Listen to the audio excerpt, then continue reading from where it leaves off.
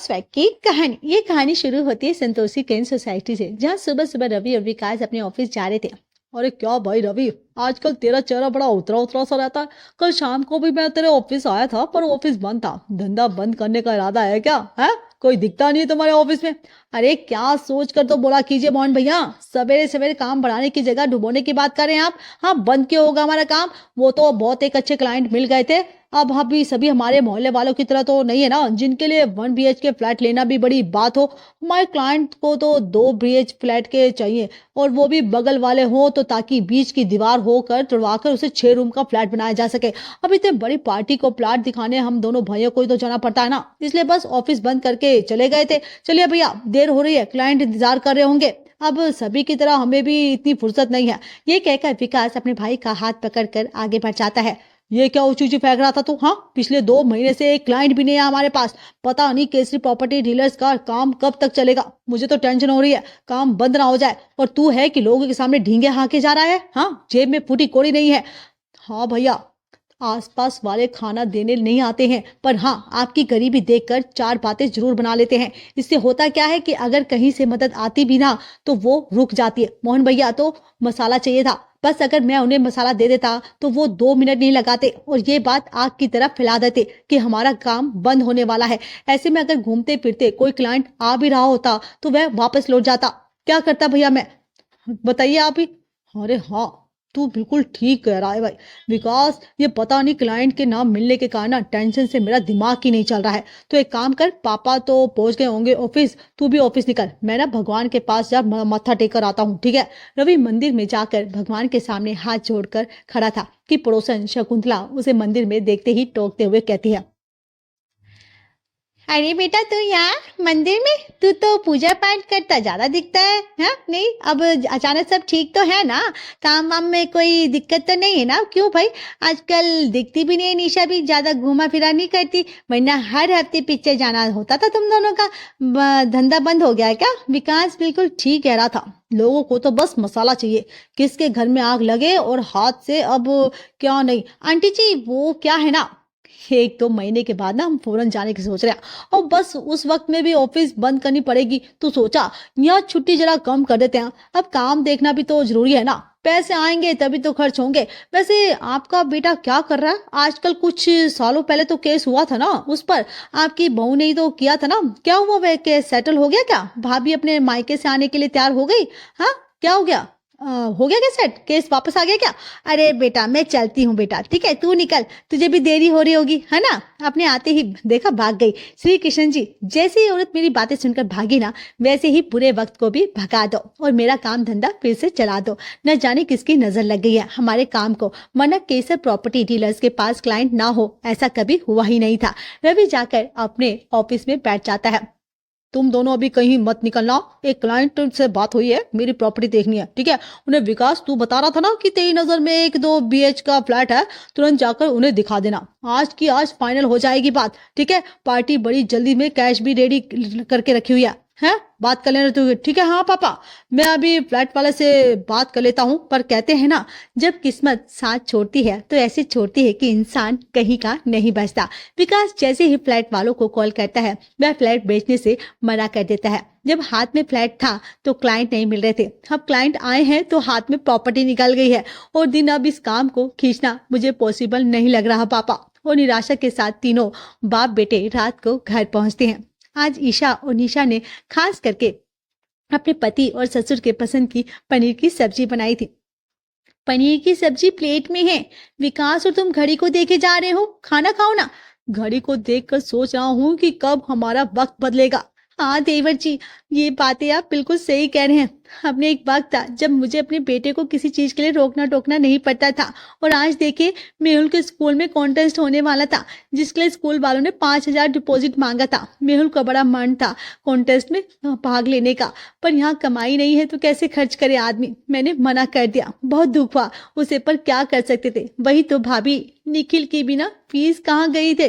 2 महीने से टीचर बार बार नोटिस भेज रही है। अचानक से ऐसे दिन फिरेंगे, मैंने कभी नहीं सोचा था। इसी तरह कुछ दिन तक विकास और रवि अपने इस काम को ढोने की कोशिश करते हैं, पर कब तक ढो पाते, काम बंद हो जाता है। चलो ईशा, जरा मार्केट में ना बनारसी चाट खाकर आते हैं। हाँ, दिन भर घर में बैठे बैठे मेरा दिमाग पंचर होने लगा है। विकास ईशा के साथ बाहर चाट खाने जाता है और चाट वाला उसे चाट बना के खिलाता है। तेरा काम तो अच्छा चल रहा है ना भैया? हाँ भाई, पहले तो एक कस्टमर नहीं आता था, हाँ अब तो लाइन लगी पड़ी रहती है। पर हाँ, मैंने प्रेफरेंस तो आपको ही दिया था ना भैया। जब इंजीनियरिंग करके आया था प्राइवेट कॉलेज से, उसके बाद नौकरी के जो लाले पड़े ना, मैंने तो उम्मीद ही छोड़ दी थी कि 10,000 भी कमा पाऊंगा। पर आज देखिए, महीने के आराम से 80,000 जेब में आते हैं, वो भी एक छोटी सी हेरा फेरी में। मेरे दादाजी का नाम बनारसी था तो मैंने दुकान का नाम बनारसी चाट रख दिया और दुकान चल पड़ी। आधे लोगों को लगता है कि बनारसी स्पेशल चाट है, इसलिए बात ये है तो थोड़ा चूना लगा ही देता हूँ। अरे हाँ, ये आइडिया दिमाग में क्यों नहीं आया आशा? विकास फौरन अपने घर वापस आता है और अपनी बीबी और भाभी को उनका बेस्ट डिश बनाने के लिए कहता है। वे विकास ने हमें हमारा बेस्ट डिश बनाने के लिए क्यों कहा? वह भी अचानक। ये लड़का कब क्या सोचता है, कुछ समझ में ही नहीं आता है। मैं क्या करूं? बता, हम दोनों को क्या बोल दिया उसने? आज तक तो सबसे ज्यादा मैंने परांठे ही बनाए हैं, वही बना लेती हूँ। वही ना भाभी, चाट खा रहे थे हम और अचानक ही कहते हैं घर चलो। अब बेस्ट डिश बनाने को कह दिया और डिश भी सिंपल नहीं होनी चाहिए। अब अलग सा क्या होता है?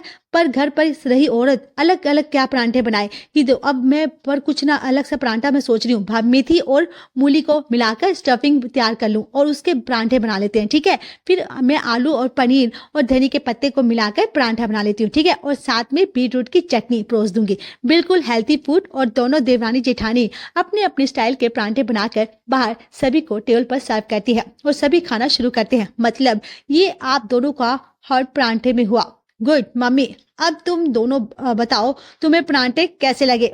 ये तो मैं पहले से ही कह देती हूँ कि मेरी बहू के हाथों में जादू है। अरे मम्मी, वैसे नहीं खाना।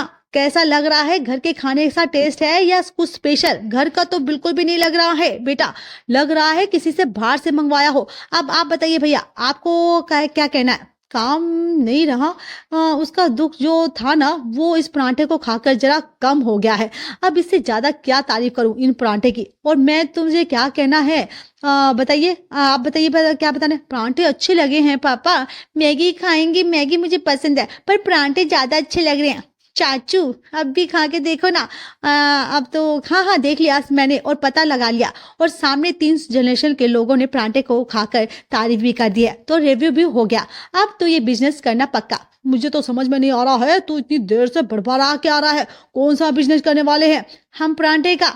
और आयशा पापा, हमारे घर की दोनों बहुएं मिलकर परांठे का काम शुरू करेगी और दुकान का नाम होगा परांठे वाली गली। हमारे घर से ठीक 30 किलोमीटर की दूरी पर एक दुकान मिली है मुझे। वहाँ यहाँ के आसपास के लोग भी नहीं रहेंगे, तो हमारे राज खुलने का कोई चांस भी नहीं है। हमें बस ये दिखाना है कि हम सीधा दिल्ली से आए हैं। और परांठे वाली गली पर काउंटर था जो हमने यहाँ पर खोल दिया है। अब दिल्ली जैसा स्वाद यहाँ मिलेगा तो लोगों तो आएंगे ही, जवान हो या बूढ़े या फिर बच्चे। हमारे घर के परांठे सभी का दिल जीत लेंगे। इतना तो मुझे समझ में आ गया। अब घर की बहुओं को तो पूछ लो वो तैयार है कि नहीं। घर पर जब भी आज आएगी तो घर को बचाने का जिम्मा हमेशा घर की औरतों ने ही लिया है, तो इस बार क्यों हमने हाथ पीछे करेंगे। काउंटर रेडी करिए, हम दोनों तैयार हैं। और अपने घर को बैक स्पॉट देने के लिए ईशा और निशा पहुंच जाती है परांठे वाली गली के काउंटर पर।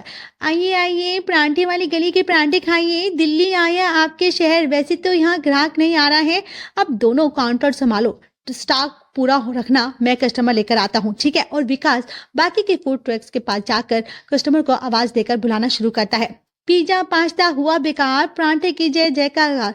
पिज्जा परांठा हुआ बेकार, यहाँ के परांठे दिल्ली वाले खा के देखे। अरे मैडम जी, क्यों अपने बच्चों को बेकार में फ्राइज खिला रही है? थोड़ा ध्यान दीजिए उनकी हेल्थ पर। क्या कह रहा है? अगर बच्चे को कुछ टेस्टी खाने का मन है तो चॉकलेट परांठा ट्राई करो ना। न्यू दिल्ली के ओहो काउंटर पर जाइए मैडम, वहाँ बने जा रहे परांठे।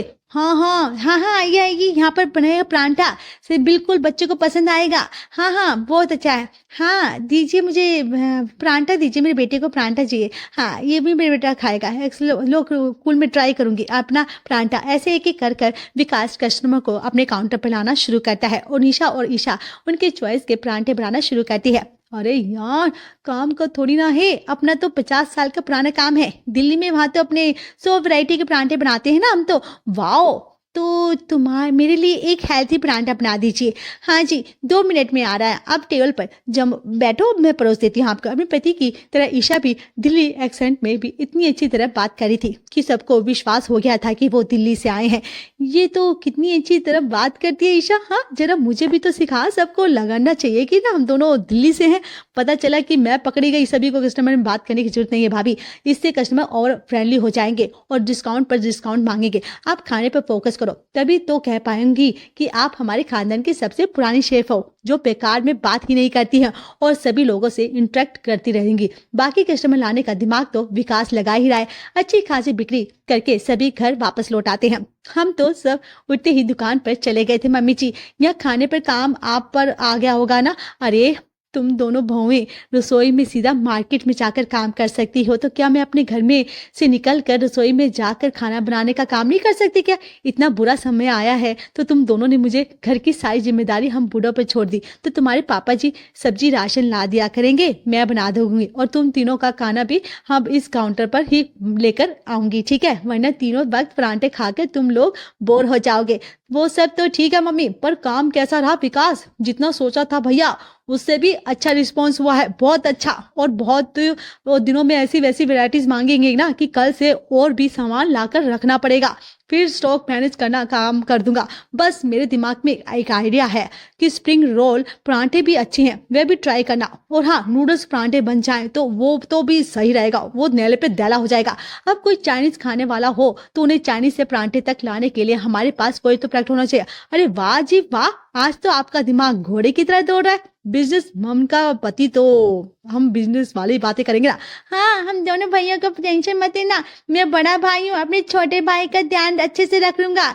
दोनों स्कूल भी अच्छे से जाएंगे और कोई टेस्ट भी मिस नहीं करेंगे, किसी दिन एब्सेंट भी नहीं करेंगे। आप बस अपने काम पर फोकस करो। जिस काम में पूरा परिवार साथ में लगा हो वह काम रुकता तो कैसे? निशा और ईशा को पूरे घर का इतना अच्छा सपोर्ट मिलता है कि इन दोनों में हिम्मत आ जाती है। काम धीरे धीरे जम रहा था और विकास के एडवर्टाइजमेंट को और ज्यादा बढ़ाने के लिए रवि एक तड़का लगाता है। यहाँ पास में बस स्टॉप है। बस से उतरते ही लोगों को सामने जो स्टॉल दिखता है वो वही खा लेते हैं, भले उस स्टॉल का खाना उन्हें पसंद आए या ना आए। इसलिए लोग गर्मा गर्म कुछ परांठे के सैंपल दे दो, मैं बस उससे उतरते ही लोगों को परांठे खिला दूंगा। उन्हें परांठे पसंद आएंगे तो बस जरा आगे बढ़ाकर यहीं आ जाएंगे। अरे वाह भैया, ये आइडिया तो बहुत अच्छा है। वाह रवि एक्स्ट्रा एफर्ट्स लगा रहा था और यहाँ विकास भी बिजनेस के साथ कस्टमर्स को एक्स्ट्रा सपोर्ट देना शुरू कर देता है। मेरी ट्रेन कहीं छूट ना जाए बेटा, तुम परांठे छोड़ दो, ट्रेन की फिक्र मत कीजिए। अंकल जी, ये मेरी बुलेट कम काम आएगी, मैं आपको छोड़कर आ जाऊंगा। बिजनेसमैन वालों को तो सिर्फ अपने पैसों पर फोकस करते देखा है बेटा, और एक तुम लोग हो कि कस्टमर के लिए इतना कुछ कर रहे हो। धीरे धीरे परांठे वाली गली का काउंटर ऐसे चल पड़ता है कि लोग उस दुकान पर आकर ब्लॉक बुलाने लगते हैं और वह ब्लॉक घूमते घूमते परांठे वाली गली के लोगों तक पहुंच जाता है। ये देवरानी जेठानी कौन है भाई? इनकी दुकान तो कभी परांठे वाली गली में थी ही नहीं, और वो भी 40 साल पुरानी। ये लोग तो फ्रे भी लगा रहे हैं, पता नहीं कैसा खाना खिलाते होंगे कस्टमर को। बिल्कुल सही कह रहा भाई। हाँ, आप ऐसे तो लोग गंदा माल बेचकर दिल्ली के परांठे वाली गली को बदनाम कर देंगे। गली के हर दुकान वाले को वहां पहुंचना चाहिए और उनका पर्दाफाश करना चाहिए। बस भर भर के परांठे वाली गली के लोग पहुंचते हैं जाते हैं ईशा और निशा के परांठे वाली दुकान पर और कस्टमर की तरह खाना ऑर्डर करते हैं। कहाँ से आए हैं आप लोग? हाँ, लगता है काफी लंबी सफर कर रहे हैं। हम भी जब दिल्ली से यहाँ आए थे ना तो काफी सफर करना पड़ा था हमें। सफर भी हम सब एक ठीक है भाई, आप लोग पीछे जाकर वॉशरूम में मुंह धो लीजिए। रवि भाई तू ऑर्डर ले ले। अच्छा, इस चीज की भी सुविधा है यहाँ पर, अच्छी बात है। वैसे ना ट्रेवल करने के कारण मुझे ना आपको चक्कर भी आ रहा होगा, आप जा सके आराम से। दवाई भी है यहाँ पर, दवाइयाँ भी मिलेंगी आपको। अरे ये क्या हो रहा भाई? हाँ, कहाँ बैठेंगे? मैं दवा मंगवा देता हूँ। इतनी देर दवा डालने के बाद अक्सर ये शिकायत हो जाती है। पहले परांठा खा लीजिए, उसके बाद ही दवाई खाइएगा, ठीक है? खाली पेट दवा लेना हानिकारक हो सकता है। और उसके बाद निशा और ईशा सभी को उनके पसंद के परांठे परोसते हैं। पनीर के परांठे से लेकर ब्रोकली के परांठे तक सारे वेराइटीज के परांठे उनके पास मौजूद थे। पत्ता गोभी का परांठा तो नहीं बना पाए थे होंगे आप बस टेबल पकड़कर बैठे रहिए सर जी, जो खाना है सब बन जाएगा। ठीक है, बना दीजिए, हम तो यहीं बैठे। हाँ ठीक है। मैगी से लेकर परांठे तक का परांठा तो मौजूद है हमारे काउंटर पर। तो ये पत्ता गोभी का परांठा किस खेत की मूली है, अभी जमाती हूँ, बस 2 मिनट दीजिए। ईशा सिर्फ बोली में 2 मिनट नहीं करती, वह सच में 2 मिनट के अंदर ही परांठा बनाकर परोस देती है। परांठे को परोसने में तहजीब के साथ परांठे में स्वाद भी था, जिसे खाकर परांठे वाली गली से आए हुए लोगों का मूड ही बदल जाता है। हम लोग जैसा वो बुरा परांठा तो नहीं बना पा रहे हैं ये लोग, पर कोशिश पूरी कर रहे हैं। खास करके जिस हिसाब से कस्टमर से बात करते हैं ना, ये मुझे बहुत अच्छा लगा। मुझे नहीं लगता कि हमें बेकार में इनकी दुकान बंद करवानी चाहिए। आप लोगों का क्या कहना है? हाँ बिल्कुल सही बता रहा हूँ कि नहीं? तू बता, तू अपनी राय क्या देना चाहता है, बता मुझे क्या कह रहा है। हाँ भाई परांठा तो, हाँ भाई तू बिल्कुल ठीक तो कह रहा है। और भाई तुम एक बार ना इनसे बारे में बात तो करनी पड़ेगी ना। दिल्ली से आए सभी परांठे वाले खुलकर बता देते हैं कि वो लोग कौन से परांठे वाली गली से आए थे। तुम लोग सबकी क्लास लगाने और देखने के परांठे वाली गली का नाम इस्तेमाल करके यहाँ कोई फ्रेब तो नहीं कर रहे हो ना? है कौन सी क्वालिटी का ये बन है क्या नहीं? बाकी टेस्ट भी धीरे धीरे मेहनत करो तो हाथ में सफाई आई जाएगी। तभी अभी तो सब ठीक जा रहे हो तुम लोग, पर जाके आगे जाके कस्टमर के साथ अगर चीटिंग करी तो यहाँ पहुंचने में हम देर नहीं करेंगे, ठीक है? चलो मिलते हैं भैया, चले। दिल्ली वाले दिल के बड़े तो होते ही हैं। निशा और ईशा के काम के प्रति ईमानदारी को देखकर वो लोग बिना किसी तमाशे के वापस लौट जाते हैं। इसी तरह उन दोनों भाइयों का बिजनेस चल जाता है और दोनों औरतें। अगर हमारी वीडियो आपको पसंद आए तो हमारे चैनल बड्स वेब को सब्सक्राइब करें, लाइक, शेयर और कमेंट्स करना ना भूलें। Thanks for watching.